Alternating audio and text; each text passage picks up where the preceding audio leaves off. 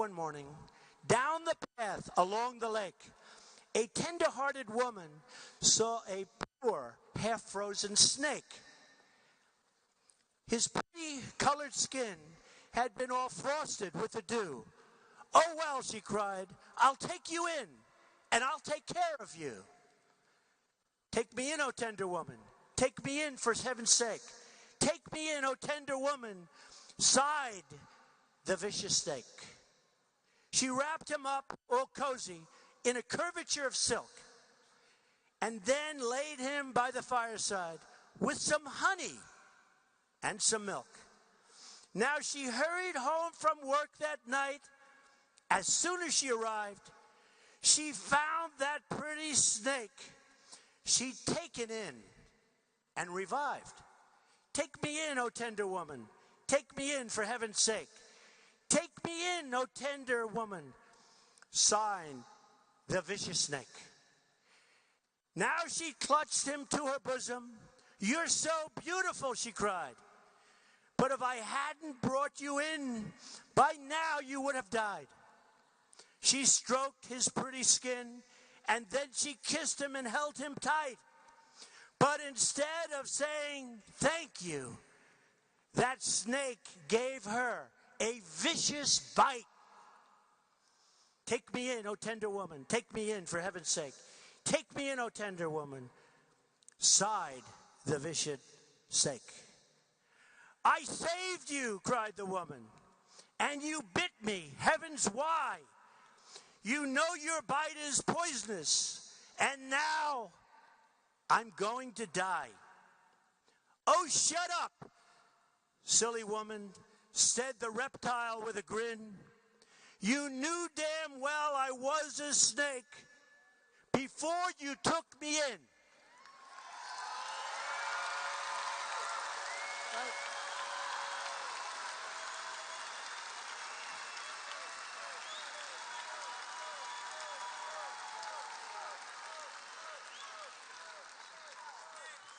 I just read it, and I looked at it differently. I thought it was pretty great. And I'll tell you what, it's the second time I've ever read that. And to me, I just think, because we don't know what we're doing here.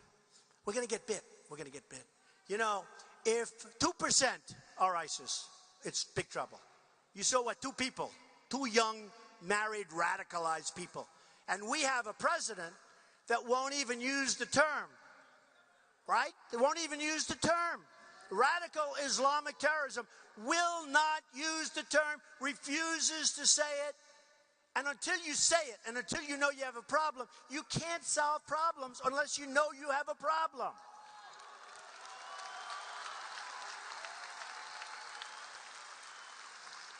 So, just a few more things, and I really appreciate this.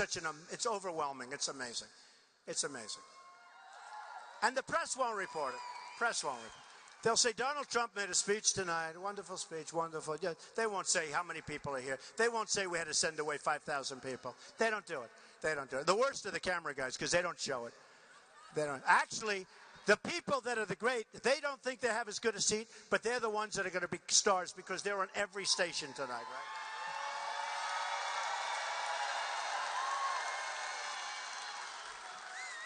They're on every single station. And the poor people, a few of them left, they're all standing now in the front row, but they don't realize you're much better off being there because you're going to become so famous. But just a couple of other things. So Hillary said recently, I don't like Donald Trump's tone. Okay? I don't. And I say, we're having people, Christians, in the Middle East, they're having their heads chopped off. Not since medieval times have we seen anything like this.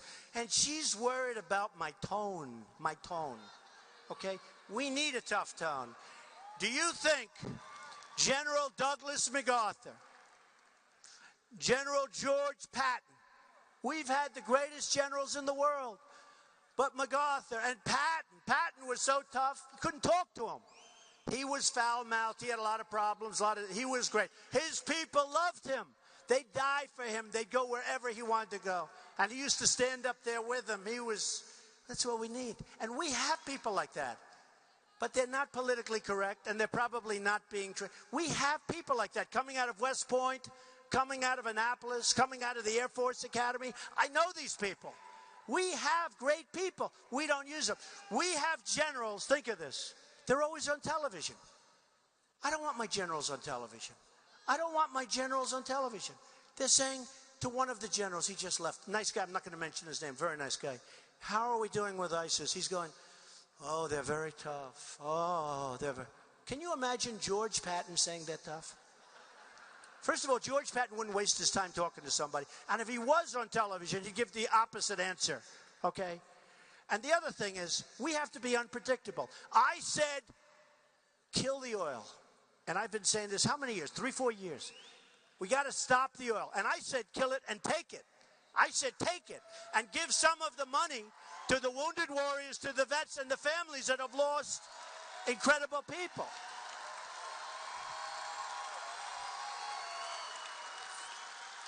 Because we've spent in Iraq $2 trillion, lost thousands of incredible, young, beautiful lives.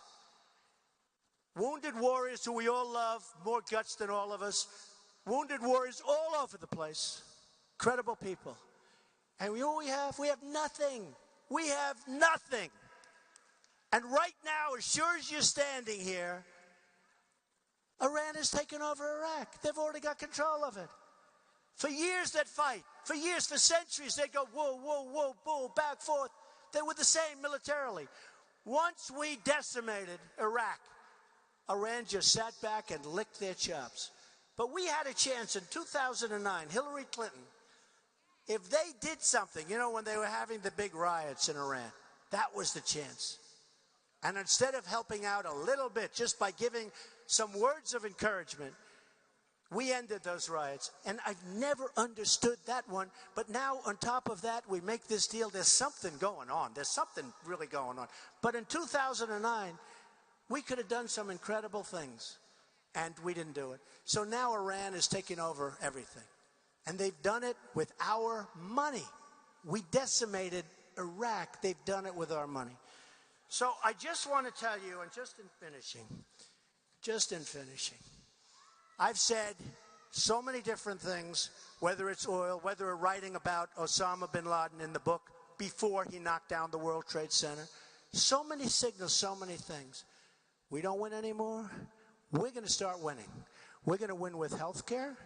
We're going to win with trade. We're going to rebuild our military.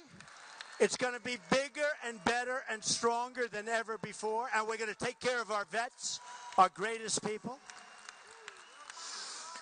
We are going to strengthen up our border, and we're going to build the wall, and we're going to have something that's going to be absolutely